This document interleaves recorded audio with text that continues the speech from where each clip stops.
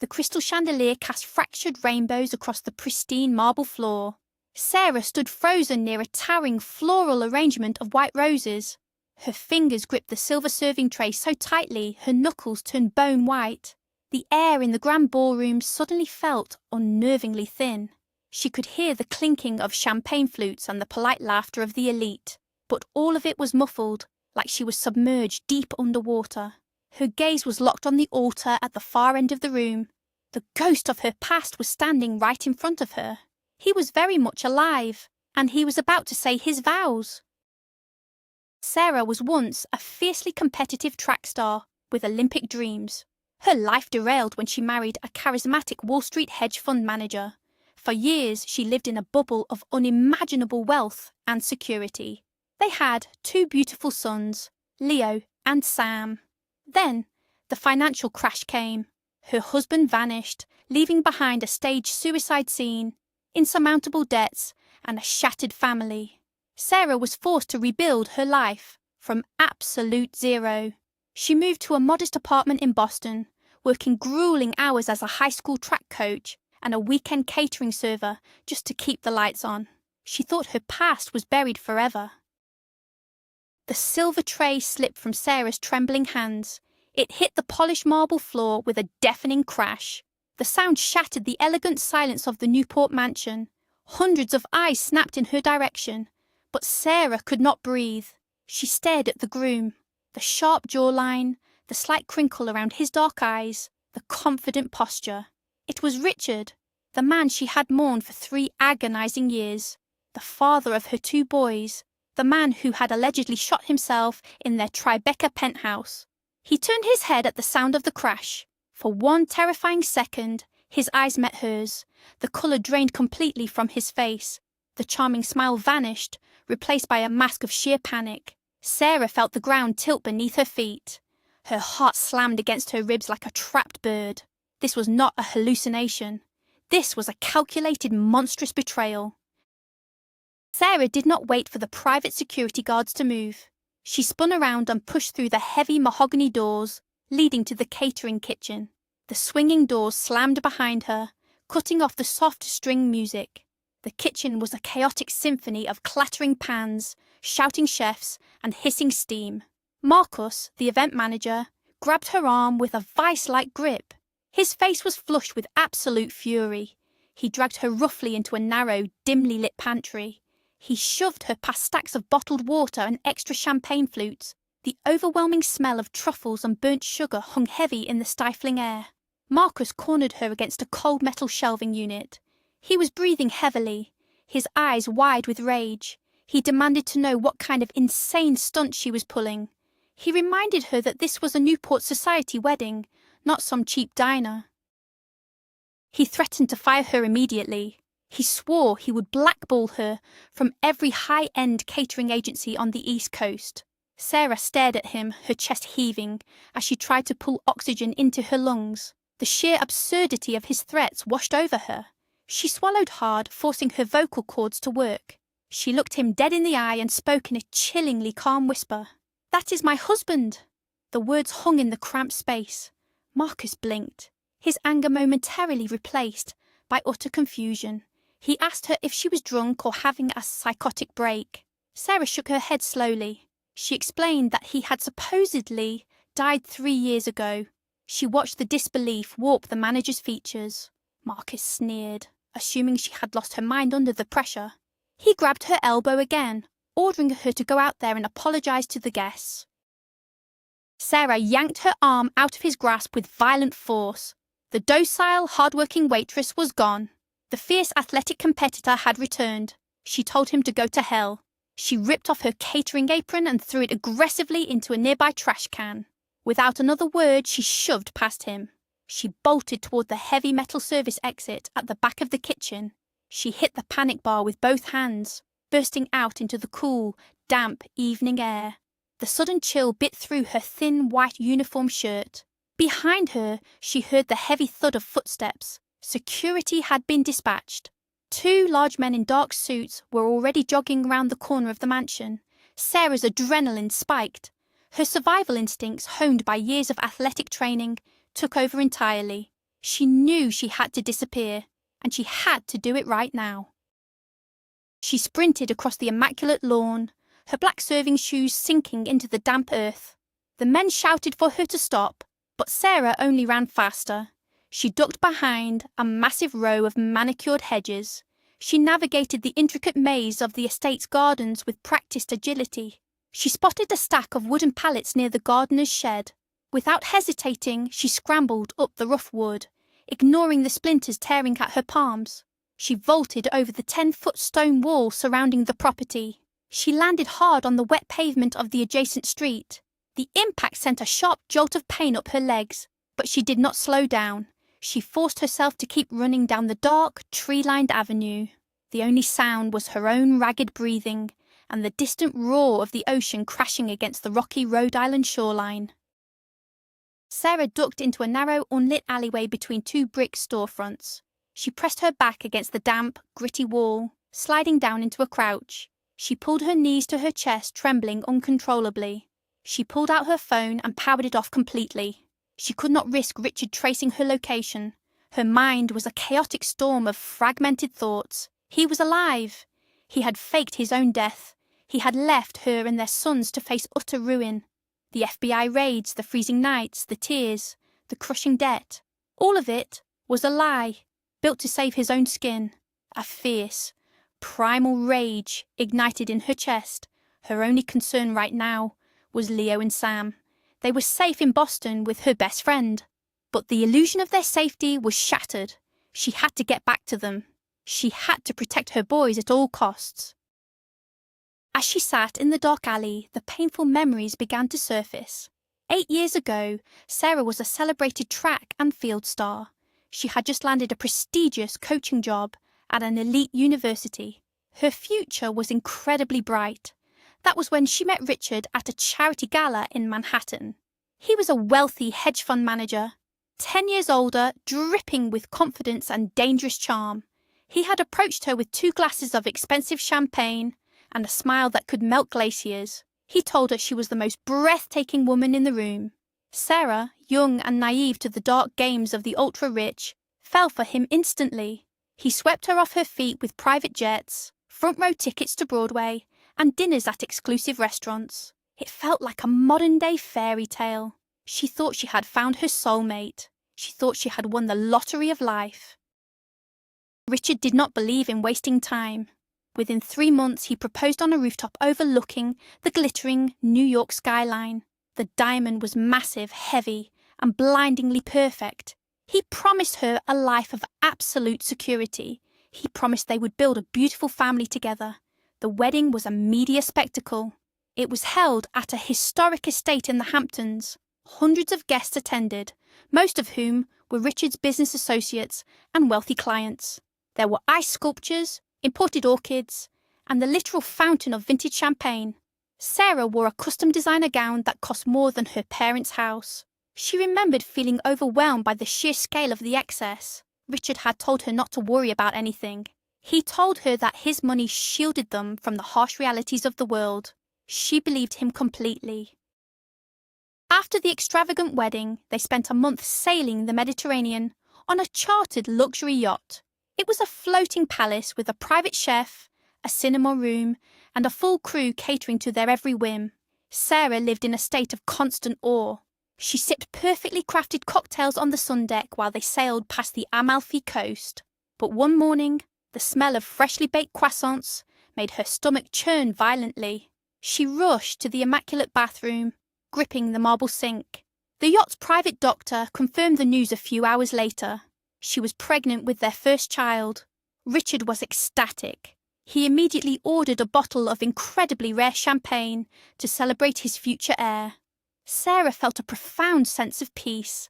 Her life was perfectly mapped out. She had a loving husband, infinite wealth, and a baby on the way. During that same trip, Sarah met a woman who left a lasting impression on her. While docked in Monaco, she struck up a conversation with an older, impossibly elegant woman at a harbour cafe. The woman introduced herself as Eleanor Dupont, a matriarch of an old-money French-American family. Eleanor was sharp, witty, and possessed a quiet authority that demanded respect. She noticed Sarah's massive diamond ring and smiled knowingly.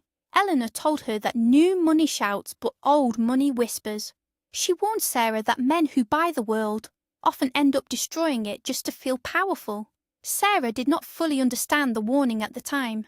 Before they parted ways, Eleanor handed Sarah a heavy, embossed business card. She invited Sarah to visit her chateau in France if she ever needed a quiet escape. Sarah kept the card, thinking of it merely as a polite gesture. They returned to their sprawling Tribeca penthouse in New York City. The next few years were a blur of high society events and nursery decorating. Leo was born, followed by Sam 2 years later. Sarah gave up her coaching career to focus entirely on raising her boys. She refused to hire a fleet of nannies, preferring to read them bedtime stories and take them to Central Park herself. Richard was a devoted father when he was home, showering the boys with expensive toys and affection. But his business trips became longer and more frequent. He spent nights locked in his home office, shouting into the phone. The warm, confident man Sarah married was slowly replaced by a paranoid, exhausted stranger. He started drinking heavily. He snapped at the staff. The shadows under his eyes grew darker. Sarah tried to ask what was wrong, but he always brushed her off. The illusion shattered completely on a rainy Tuesday afternoon. Richard burst into the penthouse, pale and sweating profusely. He bypassed Sarah entirely and ran straight to his office. She heard the sound of drawers being pulled out and papers being frantically shredded. She followed him, demanding to know what was happening. Richard looked at her with wild, desperate eyes. He told her to pack a single bag for her and the boys. He said they had to leave the city immediately. He gave no explanation, only screaming that they were out of time. Trembling with fear, Sarah packed a duffel bag with clothes and diapers. They fled in his sleek black SUV, leaving everything else behind. Richard drove erratically through the pouring rain, constantly checking his rearview mirror. He looked like a hunted animal. Sarah clutched her crying children in the back seat, praying for safety. They ended up at a rundown, neon-lit motel just off the New Jersey Turnpike. The room smelled of stale smoke and cheap disinfectant. Richard paced the stained carpet, chain-smoking cigarettes. He finally confessed that his hedge fund had collapsed entirely. He had made terrible, illegal bets with dangerous people's money. The authorities were closing in, and worse, his angry investors were looking for him. He told Sarah he had to leave them there to fix the mess. He promised he would wire her money and send for them as soon as it was safe. He kissed the sleeping boys, hugged Sarah tightly, and walked out the door into the rainy night. That was the last time she saw him alive. Or so she thought. She waited in that miserable motel room for 3 days. The phone never rang. The money never arrived. The silence was deafening. Running out of cash and desperate for answers, Sarah packed the boys and took a train back to Manhattan. When she reached their building, her heart dropped into her stomach. The elevator doors opened to reveal yellow crime scene tape plastered across their front door. The heavy oak door had been forced open. A stern-faced FBI agent stepped out, holding a clipboard. He looked at Sarah with a mixture of pity and official detachment. He asked if she was Sarah Miller. When she nodded, he delivered the news that would destroy her world. Richard was dead. They had found his body in his office early that morning. The agent said it was a self-inflicted gunshot wound. The grief hit Sarah like a physical blow. She collapsed right there in the hallway, clutching her sons to her chest as her agonizing screams echoed off the marble walls. The aftermath was a nightmare of endless paperwork and interrogations. Because of Richard's massive debts and illegal activities, all their assets were frozen and seized. The penthouse, the cars, her jewellery, the bank accounts, everything was gone. Even the older couple who had attended their wedding, claiming to be Richard's parents, turned out to be paid actors. Richard had hired them to create a respectable family background. Sarah was left with absolutely nothing but a mountain of legal fees and 2 traumatized toddlers. She sold her wedding ring to a pawn shop just to afford a cheap apartment in Boston. She wanted to be far away from the toxic ruins of her New York life. She took a job coaching track at a local public school and worked weekends serving at high-end catered events. She traded designer dresses for practical sneakers and sleepless nights. The memory of those dark days faded as Sarah finally reached the Boston train station late that night. She rode the empty commuter rail back to her neighborhood, her mind racing. She picked up Leo and Sam from her friend's apartment, making up an excuse about feeling sick. She locked the deadbolts on her own apartment door and pulled the curtains tight. The next morning, she called in sick to the school and the catering agency. She spent the day watching her boys play in the living room, a protective fury burning inside her. Richard was alive. He had sacrificed his own family to escape prison, or worse. And now, he was starting a shiny new life with a shiny new bride. Sarah felt sick to her stomach. She knew he would realize she had seen him. She knew a man like him would not leave a loose end. 2 nights later, the inevitable happened. There was a soft, rhythmic knock on her apartment door. The boys were asleep in their shared bedroom. Sarah picked up a heavy cast iron skillet from the kitchen counter and slowly walked to the door. She peered through the peephole.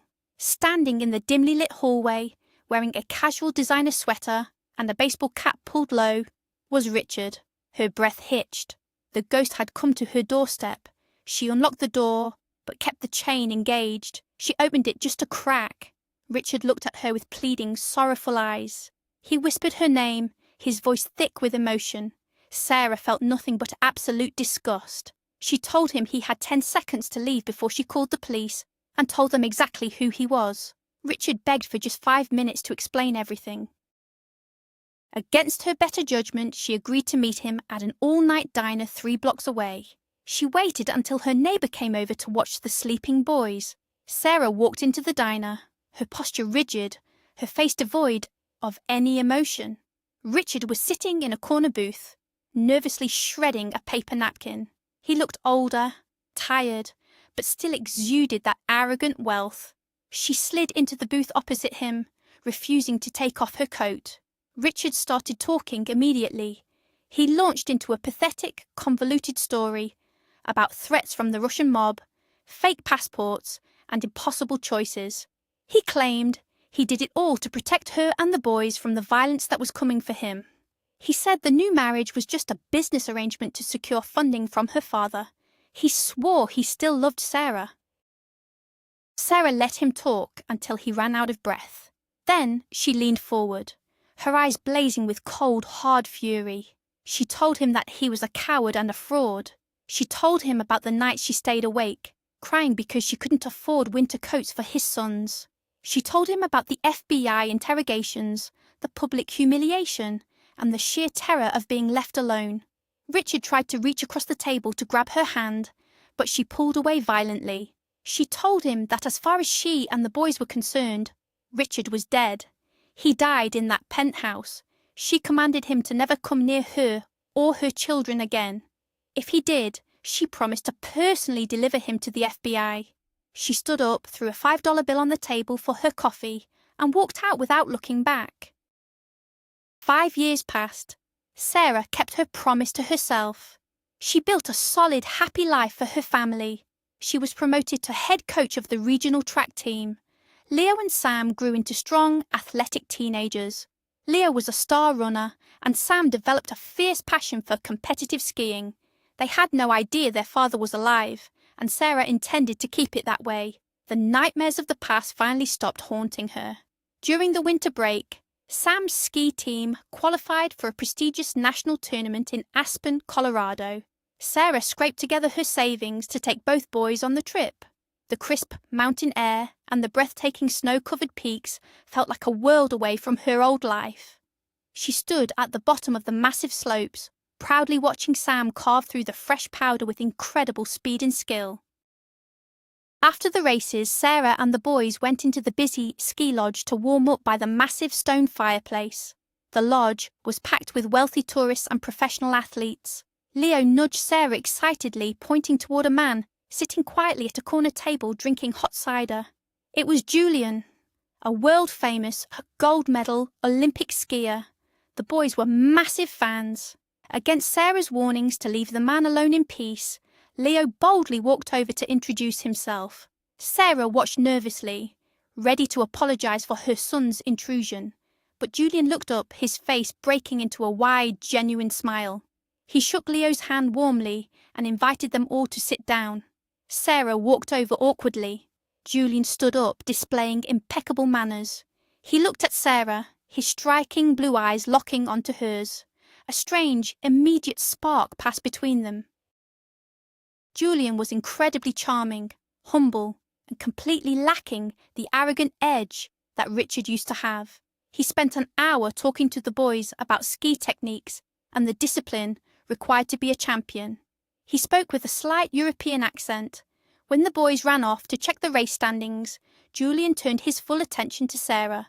He asked about her life, her coaching, and how she managed to raise two amazing young men on her own. Sarah found herself opening up to him in a way she hadn't with a man in nearly a decade. Julian listened intently, his expression full of respect and admiration. As they prepared to leave, Julian casually mentioned that there was an exclusive gala that evening to celebrate the end of the tournament. He looked deeply into Sarah's eyes and asked if she would do him the honour of accompanying him. Sarah laughed nervously, brushing off the invitation. She told him she had spent all her money on the trip and certainly didn't pack an evening gown for an Aspen gala. Julian just smiled mysteriously and told her not to worry about a thing. 2 hours later, a knock on their hotel room door revealed a concierge holding a massive garment box. Inside was a stunning, midnight blue designer gown that fit Sarah perfectly. The boys cheered, telling their mother she looked like a movie star. When Julian arrived to pick her up, he was dressed in a sharp, tailored tuxedo. He looked at Sarah with pure awe, extending his arm to lead her to the waiting car. For the first time in years, Sarah felt truly beautiful. The heavy armour she had worn to protect herself and her children felt completely unnecessary with him. The gala was held in a spectacular glass-walled ballroom overlooking the snowy mountains. It was an environment of intense wealth, similar to the world Sarah had escaped, but this time she did not feel intimidated.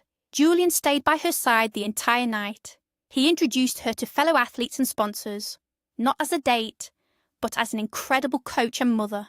They danced under the soft, ambient lighting, the music drowning out the noise of the crowd. Julian held her close, his hand warm against her lower back. He told her that he had never met anyone with her strength and grace. Sarah felt her heart fluttering in a way she thought was dead forever. She realized that she had finally healed. She was ready to let go of the pain Richard had caused and embrace the possibility of something new. Near the end of the evening, Julian guided Sarah out onto the quiet, snow-dusted terrace. The stars were brilliant against the freezing black sky. He turned to face her, his expression turning incredibly serious. He took a deep breath and reached into his tuxedo jacket. He pulled out a small, worn velvet box. Sarah gasped, taking a step back in shock. It was too fast. It was happening all over again. The panic flared in her chest. Julian quickly raised his hands, assuring her he wasn't asking for marriage tonight. He explained that he just wanted to give her a token of his absolute commitment. He opened the box. Inside rested a heavy, antique silver ring set with a massive, deep blue sapphire. The intricate metalwork around the stone was breathtaking. Sarah froze. She had seen this exact ring before, many years ago. Sarah carefully lifted the ring from the box. She traced the delicate, intertwined letters engraved on the side of the silver band. E and D. She looked up at Julian, her mind spinning with a sudden, incredible realization. She asked him where he got this ring. Julian smiled warmly. He explained that it was a family heirloom. It belonged to his mother, a woman who possessed a very sharp tongue but a heart of absolute gold. He said his mother was an old money socialite who split her time between New York and France. Sarah's voice trembled as she whispered the name, Eleanor DuPont. Julian's eyes widened in genuine shock. He asked her how she could possibly know his mother's name. Sarah let out a sound that was half a laugh and half a sob. The universe had orchestrated a masterpiece. Sarah explained the brief, impactful meeting she had with Eleanor on a yacht in Monaco over a decade ago. She recalled Eleanor's warning about the destructive nature of men who try to buy the world. Julian listened in absolute wonder. He told Sarah that his mother rarely took a liking to strangers. He said Eleanor had given him the ring years ago, telling him to save it for a woman who understood the true value of resilience over riches. Julian slipped the heavy sapphire ring onto Sarah's finger. It fit perfectly. He pulled her into a deep, passionate kiss as the snow began to fall softly around them. The cold air felt electric. Sarah wrapped her arms around his neck, letting go of the last remnants of her painful past. She was no longer a victim. She was exactly where she was meant to be. A few months later, the spring flowers were in full bloom across the French countryside. Sarah, Leo and Sam arrived at a stunning, historic chateau nestled in the Loire Valley. Julian stood by the massive iron gates, waiting for them with open arms. The boys ran out of the car, marvelling at the sprawling estate. Julian kissed Sarah deeply before leading them inside the grand foyer. Sitting in a vintage wheelchair by the roaring fireplace was Eleanor Dupont. Her hair was stark white, but her posture remained as regal as ever. She wore her signature silk gloves. Eleanor looked at Sarah, her sharp eyes twinkling with recognition and delight. She extended her hand. She told Sarah that she had been waiting a very long time for her to finally take up her invitation. Sarah walked over and gently took the older woman's hand. She thanked Eleanor, not just for the hospitality, but for the quiet wisdom she had shared all those years ago. Eleanor smiled, looking at the heavy sapphire ring gleaming on Sarah's finger. She noted that her stubborn son had finally done something right.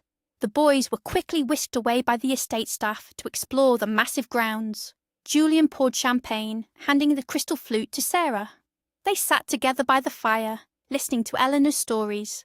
Sarah looked around the room, feeling a profound sense of peace. The fake, suffocating world of Richard's stolen wealth was gone forever. Here, in this ancient chateau, with a family bound by respect and genuine love, she had found her true home. The nightmare was officially over. That evening, Sarah stood on the balcony overlooking the vast, manicured gardens of the chateau. Julian came up behind her, wrapping his strong arms around her waist and resting his chin on her shoulder. The sunset painted the French sky in brilliant shades of orange and violet. Sarah closed her eyes, breathing in the scent of blooming jasmine and fresh rain. She thought about the terrified waitress running through the dark streets of Newport. She thought about the desperate mother crying on the floor of an empty apartment. Every tear, every moment of sheer terror had led her to this exact point in time. She turned her head, pressing a soft kiss to Julian's cheek. She was a survivor, a mother, and a woman who had finally reclaimed her own destiny. The future was unwritten, and for the first time in her life, she wasn't afraid. Sarah's journey from absolute devastation to profound happiness proves that our darkest moments do not define us. When faced with the ultimate betrayal, she chose resilience, protecting her children and forging a new, honest path. The universe rewarded her fierce independence by bringing Julian and Eleanor into her life, completing a circle of fate that began years ago. Thank you so much for watching this incredible story of survival and love. If you enjoyed this cinematic journey, please make sure to hit that like button, subscribe to our channel, and leave a comment below. We want to hear from you. What would you do if you discovered a dark secret about someone you loved? Let us know in the comments.